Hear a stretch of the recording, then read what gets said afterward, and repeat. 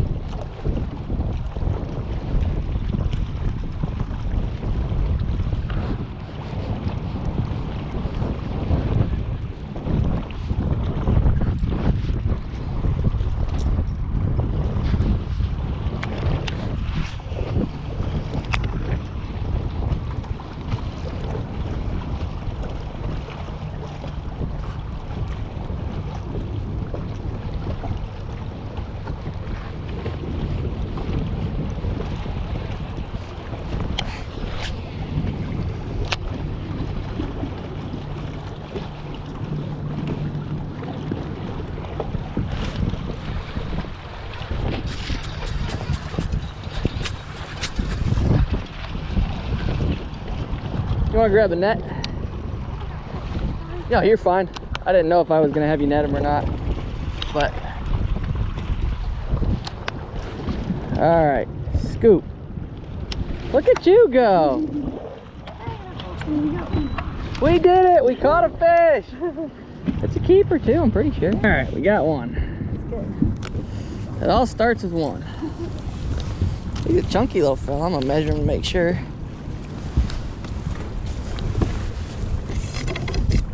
Cool. Oh yeah, he's 15.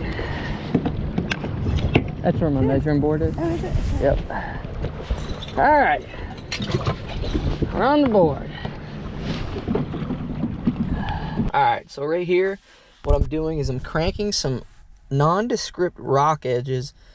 And what it is it's kind of a transition area from fish going to the main river, or from the main river, back into some of these creek arms down the lower end of Lake Guntersville. And what I didn't realize was actually in the sun, I caught 2 4-pounders in practice. It was really sunny. And because this drops off fairly steep, what it is there's a little bit of a lip right there. I thought that sun not being there during the tournament wouldn't really affect these fish. That probably was further from the truth than I could have imagined, because I fished a couple different stretches of it. And because I had got such big bites during the tournament or during practice, I was really trying to push it instead of just taking those key notes that those fish weren't there. But as a true tournament angler, you have to give it a certain set amount of time in your mind before you abandon it.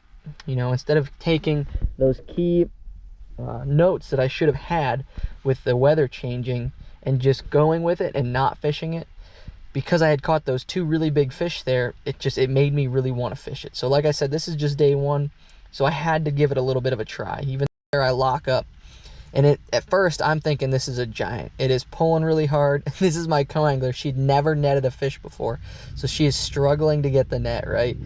And I'm just like, oh man, you know, I hook this fish thinking it's gonna be big, and then I start feeling the waves where it's doing circular motions, so I instantly knew what it was, and it's just a big old drum, which sucks, but that's part of tournament fishing.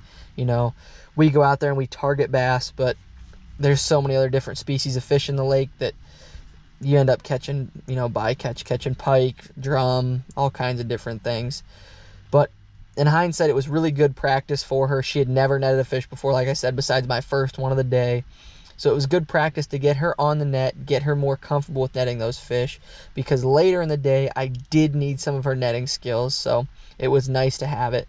And that fish actually choked that crankbait to the point where I couldn't even see the actual bait when it had its mouth closed. So I had to break out my long nose pliers for it. And this was the final key that I needed to leave this area. As soon as I caught that fish, I told myself, all right, this is not going to work. I need to get out of here.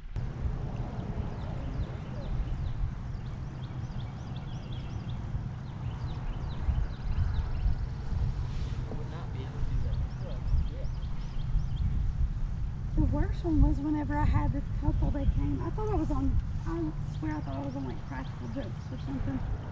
This couple, they got into like a knockdown drag out of my office. Really? And yes. They weren't married, they were just dating, but he wanted her to buy the boat. And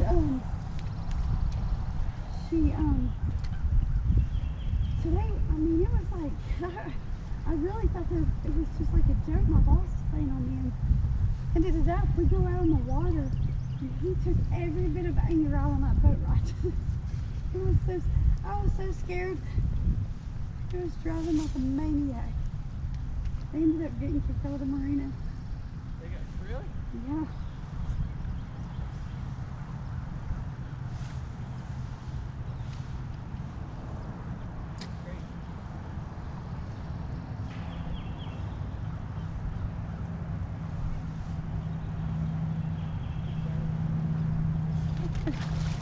Listen, you already got it. Good job. I don't know if they'll keep or not. Yeah, I think they will. What was that on the Series? Little chatterbait. What's her bait? That's gonna be probably 14. Hey. What do you think? Think he makes 15? It's off a long ways. Oh yeah, he's like 16. Very good. Sweet. We got two.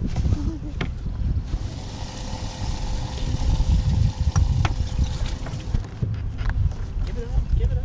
I watched him eat it right at the boat. Did you? Yeah. Your sensor had no idea what was going on.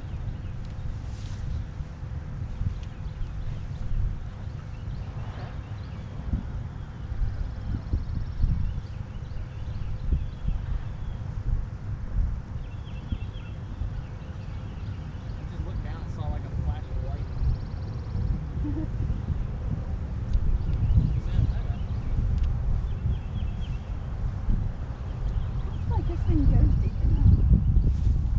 It's got a reel slow.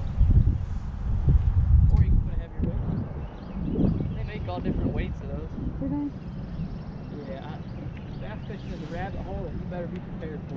I'm telling you, it is really close.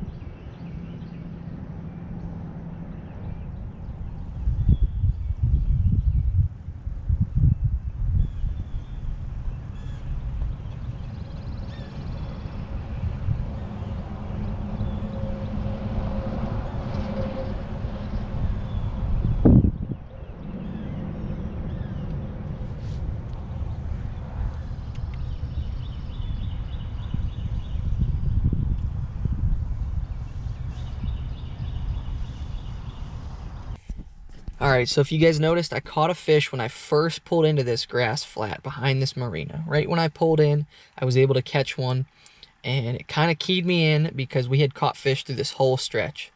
So what I did was I pulled in, switched to a Be-Hite Delight jackhammer and a 1/2 ounce. I had been catching them on fire craw, but the water, when it came up, actually cleared up a little bit.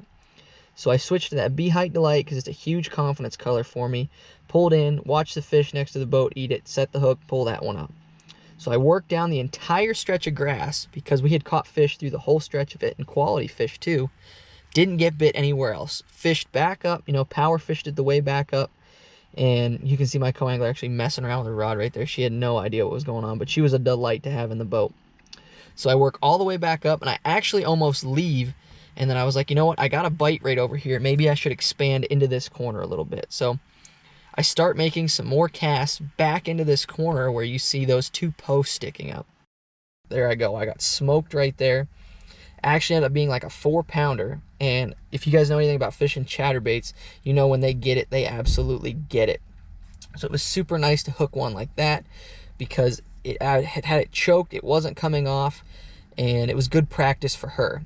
So that was a solid fish that I put in the box. Was super stoked about that. And I actually end up working up through there a little bit more. And yeah, you can see that's a pretty nice fish right there. I even hold it up for the camera. Sometimes I forget and get carried away. But I actually end up working through there a little bit more and getting bit and catching another fish.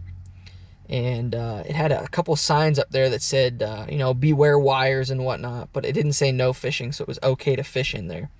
So I work up through there and I catch another fish that was a little bit bigger than, you know, the first fish that I had caught. So I went from having 1 fish to having 4 fish very quickly within a matter of a half an hour, which for you guys that tournament fish, you know, is absolutely huge for your mental state, right? It takes you from, oh my gosh, I really need to figure something out because I have to get 4 more bites throughout the day, to, oh my gosh, I just need 1 more bite. And at this point, it was like 11:30, so I still had like 3 hours to fish. So that was a huge confidence boost because now I could spend the rest of my day just trying to get 1 big bite and try to salvage the day that I had. So we're going to keep watching it and see what happens.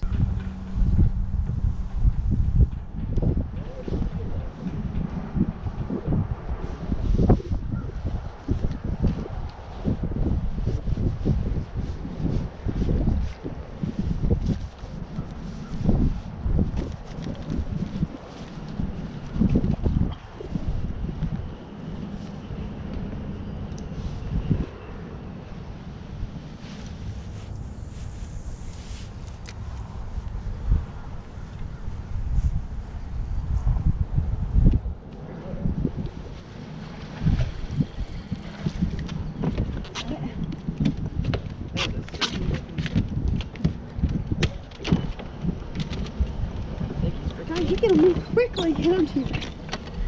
What? That's awesome. You get them fast. That's 15 all day. So you're at your 4 now, right? Sure. What happened to that one stuck? He got jacked up. Look at his head. Something. Yep, somebody hit him with something. Look. Get that. That's good.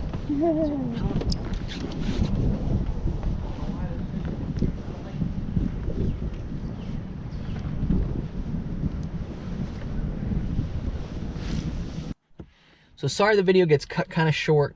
My GoPros ended up actually dying. So what I ended up finishing my day with was I ran back into a pocket, filled my limit, caught another 15-inch fish, was like, okay, sweet, have a limit.